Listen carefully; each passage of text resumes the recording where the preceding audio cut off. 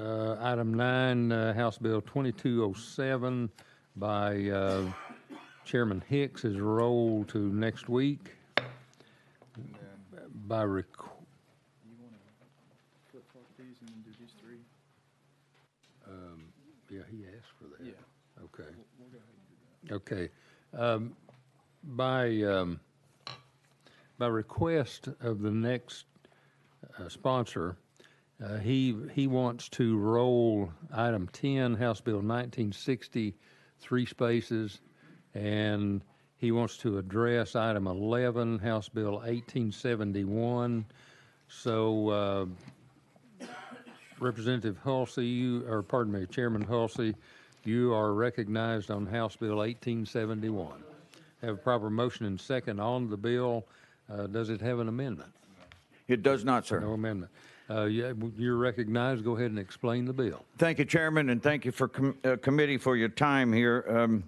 This is a pretty brief and simple bill. It prohibits any private business, governmental entity, local education agency, or school from adopting or enforcing a rule, a policy, or procedure, or practice which treats individuals with natural immunity from COVID-19 differently than those who have received a vaccination for COVID-19 by simply stating that natural immunity is as good or better as the shot. And Mr. Chairman,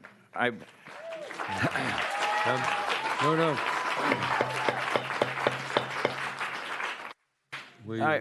I have brought with me 2 doctors who we have asked your indulgence to allow them to speak, Dr. Ryan Cole and Dr. John Littell on this bill. Okay. Dr. Littell. Okay. Yes. Okay. And let me caution you. We need to keep decorum in here. We call for recognition and allow applause and cheering for folks, and we don't want to mix that up with trying to espouse an issue that deals with one of our bills. So please maintain decorum. We want to hear from these folks, certainly.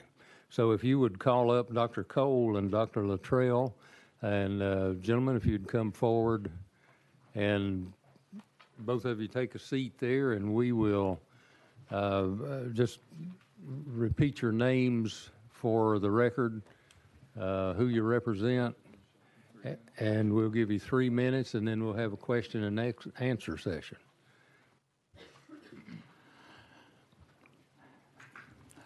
Thank you, Mr. Chair. I appreciate the opportunity. I'm Dr. Ryan Cole. I'm here representing science and humanity. I have no conflicts of interest. I have a background training, PhD work in immunology. I'm an MD, Mayo Clinic trained. I've seen 500,000 patients in my career, anatomic clinical pathologist with a background in virology and immunology. Number one, natural immunity from any disease has been recognized for eons. From the time we had the Black Plague and people that had recovered from the plague cleared the bodies because they had immunity from the plague to now, we have never ignored natural immunity from recovering from a disease until this last 2 years for some odd scientific and unexplainable reason. Somebody's had chicken pox, we recognize it. If you go into a hospital and you're going to go to work, they check you for your immunity against measles, rubella, mumps, et cetera, to make sure you're immune. We have never in the history of science or humanity ignored something that God gave us for a lifetime and for eons. We have studies, brownstoneinstitute.org has 150 studies showing that natural COVID-covered immunity is stronger than a vaccinal immunity. Those are papers by Dr. Paul Alexander. We have studies out of Israel showing a natural COVID-recovered immunity is 13 times stronger than a vaccinal immunity. Studies out of Qatar showing it's about 30 times stronger than a vaccinal immunity. In the CDC, they put out one study, one fake study that was not peer-reviewed showing that vaccine was greater than COVID recovered, was not peer-reviewed. The CDC was queried by Attorney Aaron Siri asking if any individual who had COVID recovered was shown to transmit virus to anyone else. They could not do it. In addition, vaccinated individual studies out of Vietnam, out of Wisconsin, out of California show that somebody who has the vaccine doesn't make a special antibody in their eyes, ears, nose, and throat called secretory IgA. Someone who has a vaccine, and this is why we've seen Omicron breakthrough in everybody, because those secretory IgA, those little mops that the vaccinated don't make, the vaccinated carry equal or higher volumes of virus in their sinuses, their tears, their throat, as anybody who has not been vaccinated. So a vaccine does not prevent, these leaky vaccines don't prevent transmission or spread or disease or death in studies from around the world. We know in studies and solid data out of other countries, as we've seen last week, the CDC has withheld data from the United States citizens. In other countries where we have solid data, 96% of children in the UK, as of January, already had COVID. We're putting policies on people that have, gone through the rough course of having this disease, and we need to recognize the plain and simple fact that we're segregating people. We are violating Title VII of the United States Federal Code, and we're treating people separately, under separate but equal. We're violating civil rights of individuals. If you've had COVID, you are recovered. The science shows it. And we're asking people to get a test to maintain employment, even though they've had COVID, when we know that the vaccinated can carry equal volumes of virus. And we're saying they don't need to be tested. We are segregating our society unnecessarily. And to draw to a conclusion, I saw the wave there. So countless studies. We need to just end the mandates. There's no medical emergency anymore. Natural COVID recovered immunity is long, durable, long-lasting. SARS-CoV-1, 18 years later, people are still immune. I say that let's not be a segregational society. Let's recognize our God-given natural immunity. Thank you, Mr. Chair. And Dr. Littell, thank you, sir. My colleague, Dr. Urso, is pinch hitting for Dr. Littell. If you have anything to add, sir. I'll cover some of the same materials. Thank you, Chairman. Thank you, representatives, for allowing me to speak. I'm a background in lab for about 11 years. I've invented an FDA-approved drug. I've done a lot of drug repurposing. I've been practicing physician for 32 years, and I've seen about 300,000 patients. So I think in general, my points, Brian raised a lot of them, but from the beginning, from March 2020, natural immunity has been neglected for the first time in history, as he just talked about. Natural immunity has always been superior to vaccinated immunity through all time. And I'll let you know that Pfizer, Moderna, and J&J all went out of their way to eliminate patients with natural immunity from their studies. Why did they do that? I wonder why. Because these patients retain an antigenic fragment of the virus in their system for a long time. We're finding even 15 months later. They're at serious risk for hyperimmune response. They didn't want their studies to be messed up. So they went out of their way to eliminate every single patient in every single study, J&J, Moderna, Pfizer, to make sure that none of these patients were enrolled in a study. I don't think any of you realize that. So we are taking, let's say, the children 5 to 11, about 80% have had the virus already. If we mandate the vaccine in this 5 to 11-year-old group, you have 28 million kids in the United States. That would be basically somewhere close to 20 million of these kids plus would actually have already had the virus. They're at high risk for a hyperimmune response. That means they're going to die. Some of them are going to die if you mandate a vaccine. That's what that means. So it's very important to realize that if we go down this direction, all right, where we mandate vaccines in people who've already had it, this is not a civil liberties thing. This is a medical poor decision. This is a major poor decision medically. Forget about the civil liberties. If you allow it to happen, you're allowing children to die.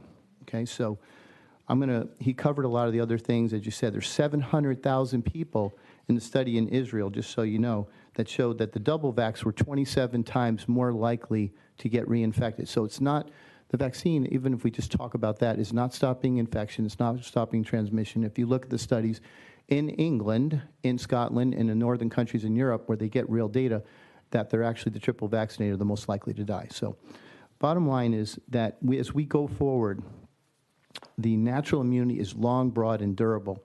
And I don't know if he mentioned it, but we have SARS-CoV-1 patients who still had immunity 18 years later. Let that sink in. 18 years later, we still had immunity from SARS-CoV-1 to SARS-CoV-2.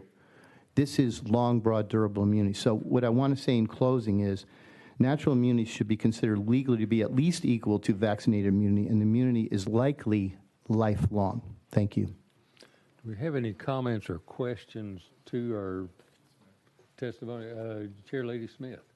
First of all, thank you all for being here. And there have been, because we cross-section into other committees, we are constantly hearing statements made by colleagues and the other folks who offer testimony. And I want to take this opportunity for you all to clarify that and let the public understand that science has been politicized and weaponized against we're fighting amongst each other rather than helping each other. So if I might, Mr. Chairman, ask a couple of questions of these gentlemen, yes, since they are experts. And I'm sorry I didn't get your last name, but your Urso, U-R-S-O. Thank you, Dr. Urso. Would you describe how a patient with hyperimmune response would present themselves so that the committee understands in full what that would look like? Because, again, I think some of the patients that have had the vaccine, in my anecdotal comparing of notes, are actually presenting themselves to have a hyperimmune response. Dr. Urso. That's correct. So what you're seeing is very similar like you have in a peanut allergy. These people are the ones, if you look at the charts from the VAERS database, in the first 2 days, a tremendous number of patients die. These are the hyperimmune responses that are happening, and they're happening relatively quickly, as if you had for the most part, like a peanut allergy. I think that's the best way for most people who don't actually do medicine to understand it. So these hyperimmune responses are because they already have in their system many, many antibodies to many portions of the virus. So when you give them the vaccine, they are prepped and ready to go. And a lot of them are younger patients who would never have died from the virus anyway. And so once these patients get the virus in their body, they already have so many antibodies already prepped and ready to go. And then you take it and you put a vaccine where they're going to put in, basically, the vaccinated are actually producing more spike than people who are actually sick from the disease. These studies have come out in the last month where they're showing the vaccinated are still producing spike protein even 2 months later. We're producing massive amounts, and they've already had the virus. They're going to have a hyperimmune response. That's the key factor in that. Chair Lady. Thank you. And a second question. This has probably been the biggest piece of information that's being presented as fact that I think is actually would fall into disinformation, is that if you have a vaccine, does that in any capacity prevent you from carrying, spreading, or transmitting SARS-CoV-1 in any iteration? Because one of the things that is often stated for the purpose of having vaccines is to prevent the spread of COVID. I'll let Dr. Cole answer. He's covered it already. This is clear information. Dr. Cole. Yeah, it's absolutely scientifically clear that these vaccines do not prevent acquisition of the disease. SARS-CoV-2 does not prevent transmission of the disease, does not prevent illness from the disease, and does not prevent death from the disease. And in fact, in studies, the all-cause mortality rates have been shown now to be higher in numerous studies in those who have received the vaccine than those who have not. So it does not prevent transmission. Those who have gotten the shots can acquire and transmit at equal volumes. University of Wisconsin, University of California, Vietnam, multiple studies affirming this scientifically peer-reviewed data. And mechanistically, he's basically talked about it's from IgA. Secretory IgA is the most abundant antibody in our body, and it does not get stimulated from any of these vaccines. This is a respiratory virus. Secretory IgA is in the respiratory system, and that's one of the main reasons why vaccinated people actually harboring more virus. Chair Lady. And I'll conclude with this. So is it fair to say that a vaccine does just exactly what it's supposed to do, which is it's to mimic the natural immunity, the natural exposure of a person's humanity to a pathogen? If you were exposed to a pathogen or a virus naturally, you have an immune response, and what the vaccine does is it mimics that exposure to pre-expose you so that your future exposures will have a memory and that you will have the ability to respond appropriately rather than preventing you from having any symptom, preventing you from transmitting anything, or preventing you from having any illness in the future. You are correct, and that's why these have failed as vaccines. Once Delta came along, they were essentially 0% effective, and Omicron, they've actually been negatively effective in the sense that if you've had 2 or 3 of the shots, you actually have a higher chance of acquiring Omicron. So yes, a vaccine is supposed to mimic a natural infection and is supposed to give you immunity to a disease going forward once you're exposed to it. You're absolutely correct. And more importantly, this virus has 29 proteins. The spike protein is 1 protein. So you're basically, when you get a natural infection, you're going to get antibodies to the nucleocapsid and other proteins besides the spike protein. It's much more durable for that reason. You also get massive T-cell responses. So it's not going to even be close between the vaccine and the virus. Chair Lady. And I'll conclude with a statement. Thank you, gentlemen, but I think that the public can see that this virus has been politicized and that we have abandoned much of our traditional approach to medicine, and public health has failed us because we've allowed politics to get involved. And I just thank you all, but I also challenge you to let's work together to restore hope and trust in public health, because now Americans don't trust health care as they should have to begin with. So thank you, Mr. Chairman. Chairman Byrd, you're recognized. Yeah, just one question. Did you say that if you had COVID and then had both shots and a booster shot, you'd be more than likely to get it again, or? Gentlemen. You have an increase. If you look at the Denmark data, if you look at the UK data, in their cohorts, they showed an increased acquisition in those groups of virus, especially Omicron. It increased your chances of acquiring Omicron. Now, Omicron is acting as a natural vaccine and a blessing to humanity because it's much milder. It's a kitty cat compared to the tigers of the earlier variants, so it's a blessing to humanity. So as the emergency is fading and Omicron has spread through like a wildfire, we're lucky in that regard. However, in Israel, if you look at New Zealand right now, that's almost completely received the jab. They have one of the highest climbing rates, and that's within double and triple vaccinated individuals acquiring virus at a much higher rate than if one had not gotten the shots. Correct. I'll clarify one point about that also. What we were specifically referring to is the naturally immune are much less likely, 27 to 30 times less likely to get the virus than the people who are triple vaccinated. So the naturally immune have very little chance of getting the virus again, whereas the triple vaccinated are 27 to 30 times higher likelihood of having the virus. That's the specific thing that we referenced. So what about the one that's naturally immune and then has triple vaccinated? That's a great question. Gentlemen, you recognize. Yeah, this is a great question. Thank you, Mr. Chair. If you get the shots before you get COVID, you actually narrow your immune response. So when you get the shot, you're making a strong reaction to one narrow part of the virus, that spike, and not all those 28 other proteins. We found in week 42 data out of the United Kingdom, if you got the shots before you got COVID, you narrowed your body's ability to mount an immune response to this little protein that covers the RNA. So this is another concerning thing as we've gone forward with an experimental shot on humanity, not knowing what the long-term effects could be. Many people, we narrowed their immune response and their ability. It's something called original antigenic sin. We've made the body commit a sin to recognize a part of the virus, but become blind to other parts of the virus. So this is, again, experimental science, that we've done. These aren't approved. These are emergency authorized. An approved vaccine is not available in the United States of America. And so this is very important. We are doing something we've never done before on massive numbers of people, not knowing what the long-term immunologic outcomes are going to be, and we have seen some very concerning signals thus far. Thank you. Chairman. So if you had the COVID before the shots, does that make it better? It would appear to, yes. Thank you, Mr. Chair. Yes, it does appear to make it better if you got COVID before the shots. Now, the CDC came out and said, well, if you got the shot, or if you got COVID and then got a shot, you get super immunity, which is about as real as Superman.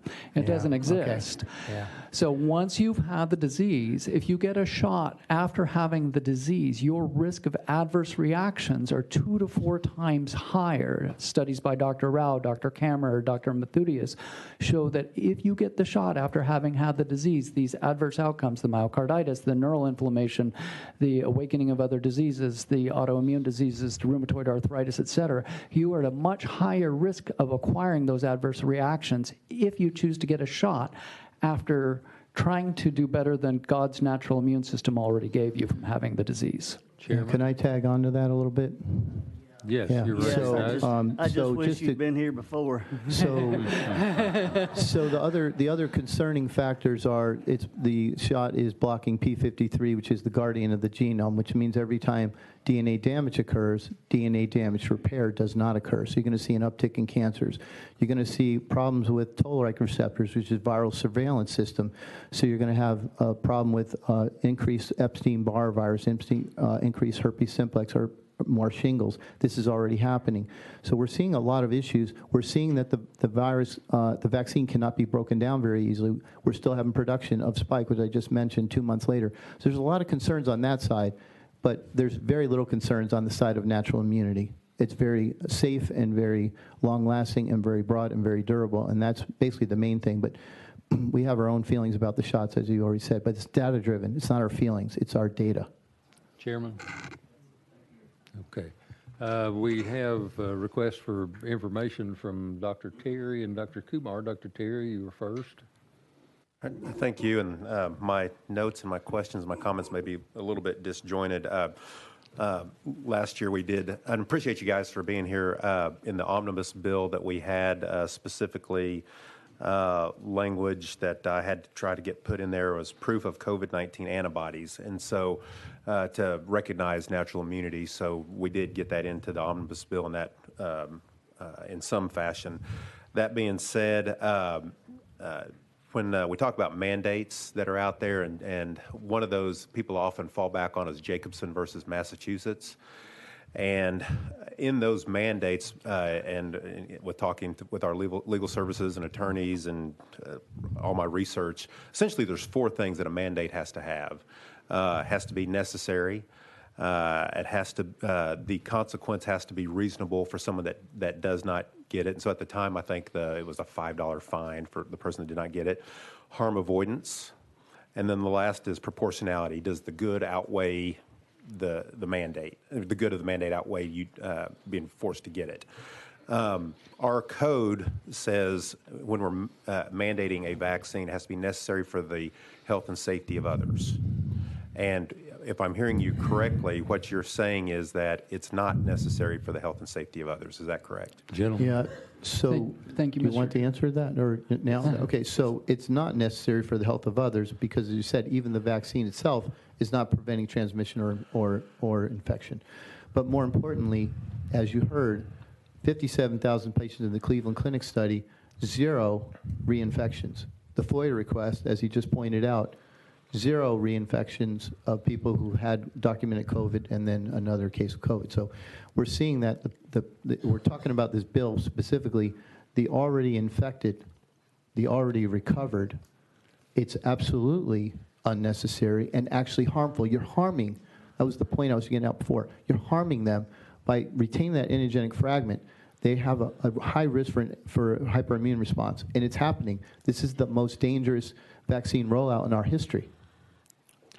Chairman Terry. Thank you. And so that was one of the next items that they said, harm avoidance. It has to be harm avoidance. And so to your testimony, you are saying that there is risk, there is harm to that patient that that has been forced to have this or that is recovered and then now is being forced. There is harm that's risk to them. So that's what you're saying, correct? Absolutely. Yeah. You want to hit it? Recognize. Yes, sir. Mr. Chair, thank you. That's the absolute point. The majority of people actually have had COVID now. That's the good news. And we take an oath in medicine to first do no harm, primo non nocere. We take that oath very seriously. Physical harm, psychological harm, financial harm. Don't harm the patient. If they have had COVID and we apply these shots, we are putting them at increased risk of harm. We look at data out of the UK and Scotland showing in children there that are getting the shot, there is a 52 times increased mortality risk from the shots compared to COVID itself. So applying these shots increases the risk of harm to children and to anyone who is COVID recovered. Dr. Urso? Yeah, I was going to add to that. This comes from England. It's children from 10 to 14. They did vaccinate children at higher risk, so there might be a tendency for these children to die anyway. But 52 times is certainly off the charts. So there was an attempt to try to hit the children who already had the worst, who are already sick, maybe diabetes or something. But a 52 times number is off the chart. Dr. Terry? All right, thank you. And you said something about the studies and zero infections, and I wanted to make a statement, let people be aware of some things that during my research and all this, and I just wanted to see if this lines up with what you guys, it sounds like it's what it lines up with what you guys are saying. So earlier, I guess end of last summer, a hospital sent us some information about patients that they had taken care of in their hospital, and at the time, I think it was 1,508 patients they'd taken care of inside their facility that were hospitalized. Of that, 98 had been vaccinated, 1,410 had not been vaccinated. And so the implication, obviously, is the decrease in your risk if you're vaccinated. But I asked the follow-up question, and the question was, of those 1,410 that have not been vaccinated, how many had had a previous infection? What was my answer? They couldn't tell me anybody. I had several questions after that for several months asking if you can follow up, can you give me anybody that's been there? The answer has been no. I asked our Department of Health if they had been studying that, and that was not, they did not begin studying that until September. I do not have an answer from anybody that has been hospitalized after a previous, like an alpha infection or whatever. So is that similar to what you guys are hearing? So that is correct. We are not finding people reinfected in the hospitals. It's very low. It's been seen. It's looked at one country, I think it was Abu Dhabi, Qatar actually, looked at this. It was almost 0 patients that had been reinfected that re-entered the hospital. I think it may have been one who did well. So these patients who are already naturally immune are not turning up with illness. Omicron has had a lot of people who already had the virus have a mild cold-like illness. I don't know of anyone who's actually passed away after having Omicron and been previously infected. So we are seeing Omicron breaking through on the both the vaccinated side and on the naturally immune side.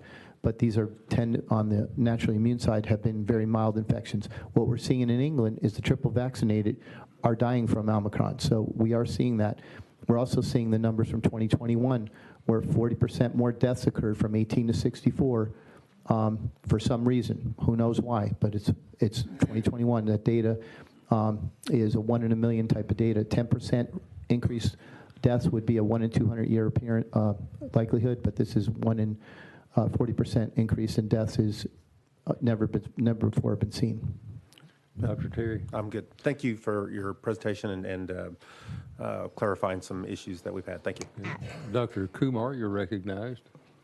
Thank you, Mr. Chairman. Thank you, gentlemen, and thank you for coming to visit. And I had a good talk with you in the office, too. From your statements, it seems that you think that vaccines are not effective. Mr. Chair, Gentlemen, yes, sir. I have never spoken against a vaccine in my lifetime. I'm not anti-vaccine, I'm pro-good science. Now, with these experimental gene shots that have never been used on humanity before, I have strong scientific concerns based on a long background in immunology, virology, and pathology. And as the data accumulates and I see the damage being done, I am, again, like you as a physician, and I admire, your long career and what you've accomplished. I think we can both agree that first, do no harm at warp speed beginning when we tried this concept may have been a good idea. But once the data came in after 1 month of Pfizer data, and we saw 1,200 deaths in 1 month, we knew right away that something was gravely wrong. When a vaccine has 25 to 50 deaths, that's pulled off the market. When a medical product has that many deaths, it's pulled off the market. When Pfizer had 1,200 in 1 month, it should have been pulled off the market. So if we look at the 6-month data from Pfizer, there were more deaths in their vaccine than in their placebo group. There were more cardiac events in their vaccine than their placebo group. So these approvals or authorizations have essentially been obtained by fraud. And that's why you see Wall Street bailing out of Moderna and Pfizer right now, because the data is coming out not from the scientists, but from the actuarial and the insurance companies that are running from the street right now because they're paying out bigger death and disability claims than they have ever done in all of their years and careers. I am not anti-vaccine, never have been. I am anti-bad science. May I address this also? Yes, sir. Yes, sir. So the platform for messenger RNA platform, of course, was developed in the 1980s, but the lipid nanoparticle platform has been used for other purposes. And I was done oncology, and we were using it to create chemotherapy carrier to the brain and to the eye. And what we found was that lipid nanoparticles are like garlic. They go everywhere. So the problem you have is, I tell patients, you need a door open to let a virus in, but you need a door crack to let a lipid nanoparticle in. This is the problem from the technology platform from the beginning. It wasn't going to ever stay in the arm, and that's been proven by multiple studies. So what you have is, since you asked the question, I'm against the technology platform of messenger RNA vaccine because it's carried in a lipid nanoparticle that you cannot control. It's going to go into the ovaries, it's going to go in the adrenal glands, it's going to go into the spleen, it's going to go into the brain, it's going to go into all those tissues. And the heart has fairly tight junctions. It's going to get outside the wall of the heart because it can slip through door cracks. So that's the problem with the technology platform. This spike protein is the most toxic component of the 29 proteins. It does 95% of the disease. So what you're looking at is you have a lipid nanoparticle that's going to take the most toxic part of this virus to every part of your body. That is a problem to me. Yes, sir. Dr. Kumar.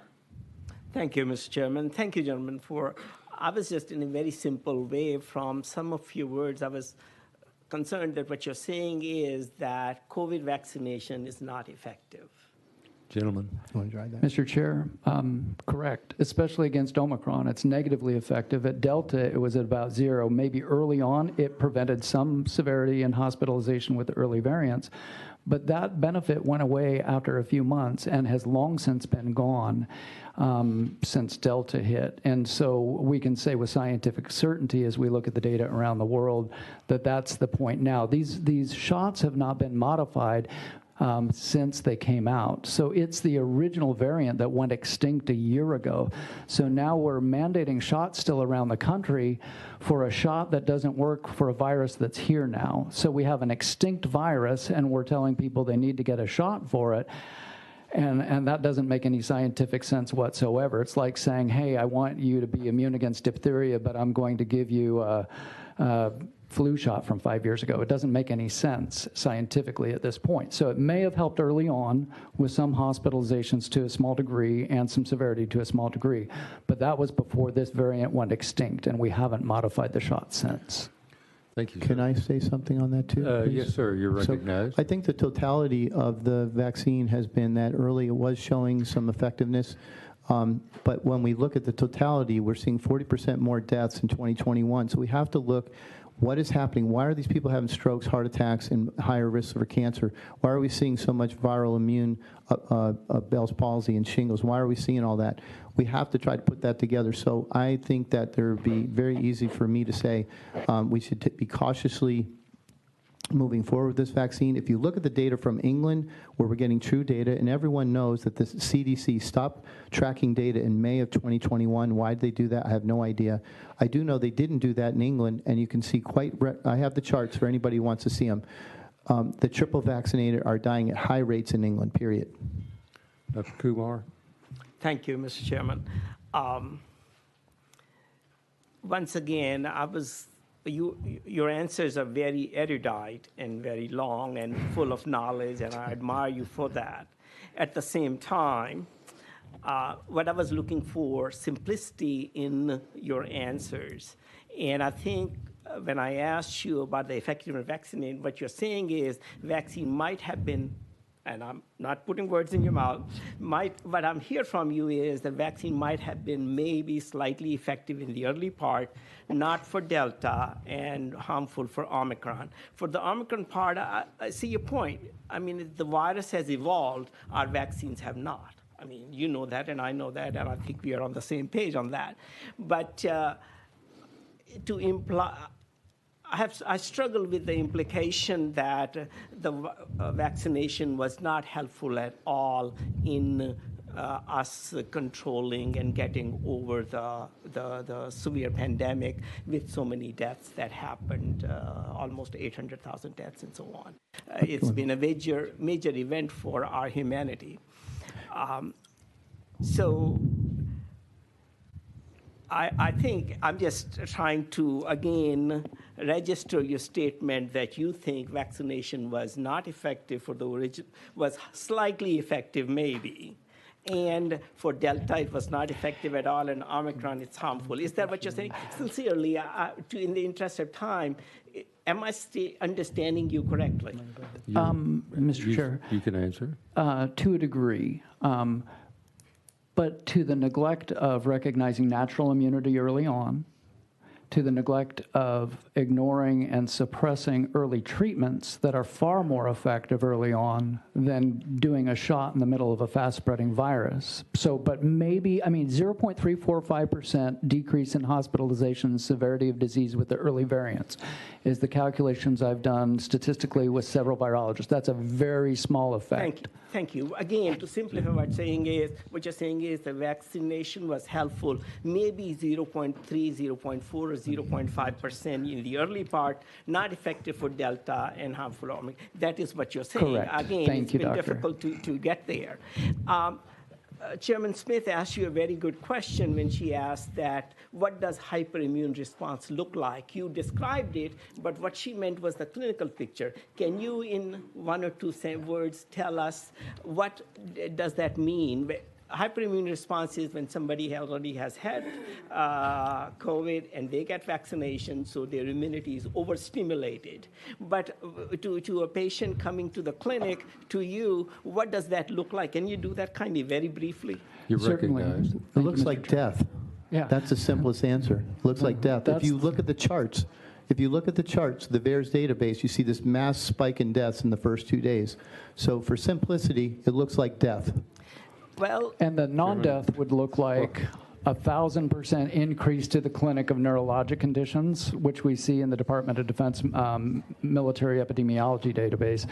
It would look like an increase in autoimmune diseases. It would look like an increase in bowel disease and bowel discomfort. It would look like an increase in joint pain. It would look like an increase in fatigue. It would look like an increase in inability to daily function. I mean, there are 44,000 people permanently disabled from these shots in the United States thus far. It would look like multiple moderate to severe illnesses that the patient never had previously appearing to their doctor after the first or the second or the third shot. Dr. Kumar. Thank you. Dr. Kumar, Thank can you explain the Excuse me. 24,000 deaths in the VAERS database? You know, it is what it is, the most deadly vaccine in history. So it's just data. Like if you're talking data, that's the data. So that was Chairman Coop. not a question I had. No, I know. I'm just saying, like, I didn't have that as a question. No, I didn't mean it that way. I'm just saying, like, We take the discussion through the chair. So Thank you, Mr. Chair. who wants to be next? Dr. Kumar. Thank you, Mr. Chairman. Gentlemen, thank you, really. I once again, the take-home message I get from you is sincerely that the vaccine was minimally effective or not effective against COVID COVID virus. And that's the message that I see coming from you. And thank you for explaining that. And gentlemen, do you have a response? Yeah, Mr. Chair, may I comment? Thank you. I just want to thank Dr. Kumar for those very pointed questions. I just want to circle it back to the point at hand. Natural immunity is long, durable, and a good thing, and we're grateful we could get to that point in our society. And so I think that's really the point of this is there are a lot of weeds we could get into, but at the end of the day, I think recognizing what science and our God-given natural immune system, I think, is the key point here. So thank you, and thank you, Dr. Kumar. Appreciate your comments. Speaker Marsh. Thank you, Mr. Chairman. And I'm not a health expert like Dr. Kumar is, but can we get rid of the vaccine? Does it rid itself of our body so we get back to normal? Is it in there forever? Gentlemen. Mr. Chair, that's a great question. I get this quite often. The short answer is, and this is the good news, the majority of people don't have these adverse side effects. Now, are we seeing them at a high degree compared to what we have historically with any other medical therapy or shot? Yes, we are. Our body, once we get that shot, has made that memory to that spike and that antibody. Now, that can fade if we're never exposed to another coronavirus, no problem. If we're exposed to another one, it can cause some enhanced disease. So the hope is that we're all fine. The reality is, statistically, we're seeing some signals that there are some increased adverse outcomes in those who have received multiple shots. Time will tell. I wish we could advance that clock and know. Can we get rid of it? No. We have memory now to it. Can we optimize our immune health, optimize our sleep, optimize our vitamin D, optimize our diet? Things that will optimize and not have a hyperimmune reaction. Yes, we can do those kind of things. I tell people the most important thing you can do is have a normal vitamin D level, like a conductor of a symphony that brings in the sections of your immune system at the right times and fades them out as they need to. But if your vitamin D level is low, then your immune system is like a mosh pit at a punk rock concert. So you basically want to optimize your health, not to have these hyperimmune reactions that Dr. Kumar was bringing up. And so that's the important thing. If we focus on health and wellness, generally, we can hope for the best in terms of those long-term reactions. Speaker Marsh. Thank you. I have one other follow-up. If what you all are saying is true, and I don't doubt that, why are we not saying that out of Washington and Dr. Fauci? Why are they not coming out and saying some of this stuff? I haven't heard any of that. Gentlemen. Yeah, I can talk with that. Part of the issue dealing with Washington is I've been going there since probably June 2020. The political people are running a lot of the agencies, and the agencies are actually getting much of their funding from big pharma for the most part. So I think there's some influences there that make it hard to get those messages out. There's a Cancer Connect is a place where you can get information online. If they put out information that vitamin D helps to prevent cancers, the person who runs that has told me that basically they have to eliminate that information. The drug companies don't want that out there. So I think there's influences politically from big pharma and a lot of that messaging. I always asked why couldn't you put somebody else in Fauci's place, and I got looked at like something was growing out of my head. So it's very interesting as you go forward. And the point you asked about earlier about whether you can get rid of these vaccines from your system, it's basically like a dose response. The more you get, the more it accumulates in your body. And we are seeing some in experimental models reverse transcription, which is very worrisome. This is the latest one just came out about a week ago showing that it goes into liver cells and it reverse transcribes and becomes a permanent part of your genome. So it's just happened so quickly. This is not unusual for messenger RNA to do this. It's 7% of our genome or so is actually reverse transcribed viral DNA. So this is not something that might happen. It already has happened to the human condition over the last millennia. So these are not things that are, I tell people these are like it's like nuclear energy. You can make a bomb or you can make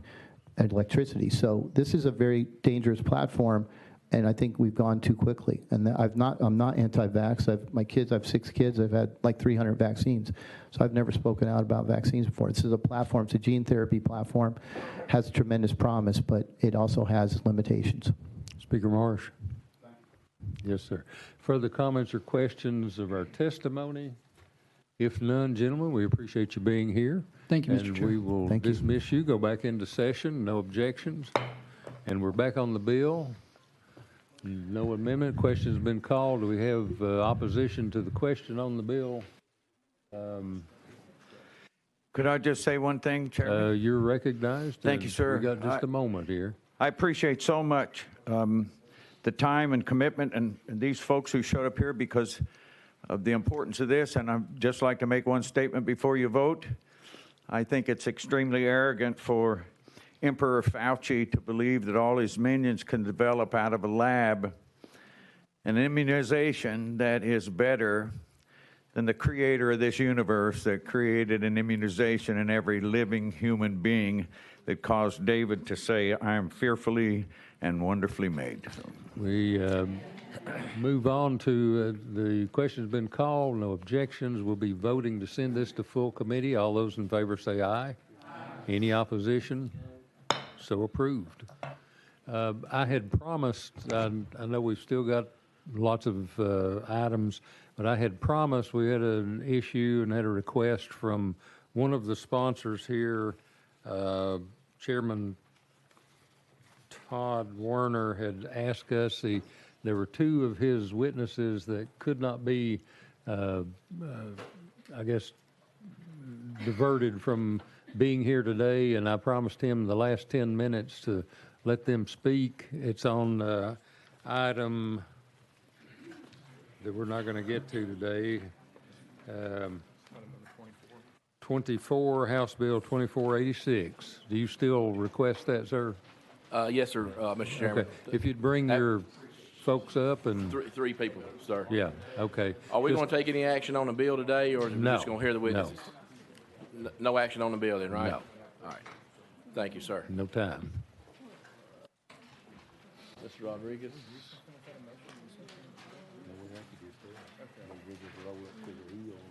Dr. Kelsey? Yeah. Oh, I know. And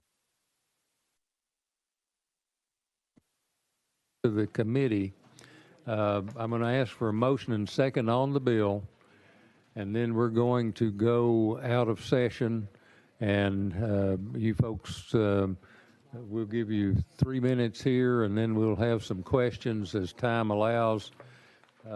Any objections to that process? If not, I'll ask for a motion and second on the bill.